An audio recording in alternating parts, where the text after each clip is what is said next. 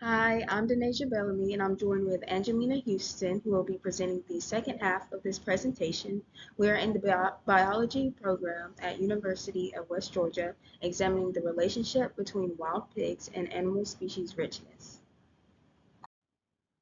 Wild pigs were introduced to the U.S. in the 1500s as a food source. Because they're an invasive species, they have been linked to a decline of nearly 500 plants and animals from the U.S.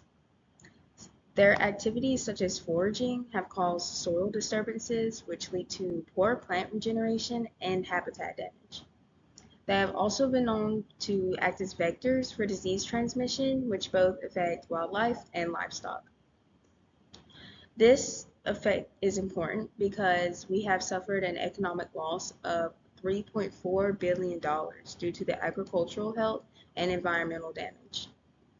It has been seen that areas with greater mammal diversity may be more resistant to this invasion by pigs. So this leads us to our question, which Angelina will be answering.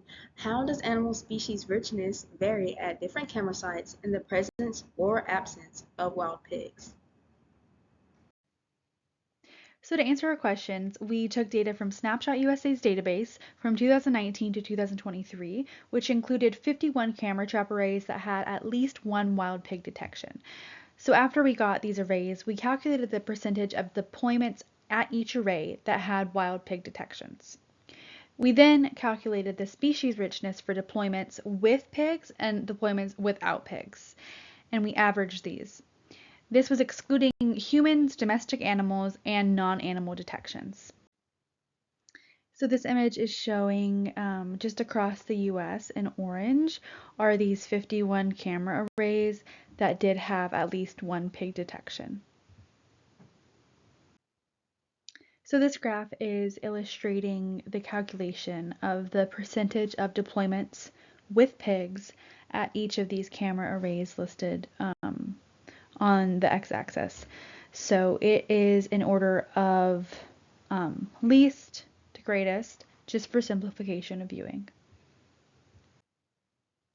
So this graph is showing the average species richness, and the no pigs is illustrated in dark blue. The sites with wild pigs is illustrated in light blue. So this is going from least difference between the two species richness averages to most difference between the two species richness averages. So this site there was about 0 difference between the two, while at these sites there were actually no deployments without pigs. So the difference is pretty significant. 82% of these arrays had a greater species richness at the pig deployments, and the mean animal species richness was 1.2 species greater at the pig deployments. So we know that deployments with wild pigs had greater species richness than those deployments without wild pigs. This isn't necessarily saying that the wild pigs are creating better habitats to facilitate greater species richness, but rather it's saying that the feral pigs are attracted to the same high quality habitats that other wildlife already are.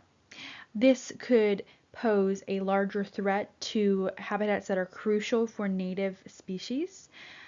And this is not supporting the claim that high diversity areas are more resistant to pig invasion because the areas with more species richness had pigs. So as we go further with this research, we'll be looking at relative abundance and maybe the relationship between other taxonomic groups such as mammals and birds. Thank you to Snapshot USA, the UWG biology program, and Dr. Edelman for helping us out with our research and our presentation. And thank you for watching.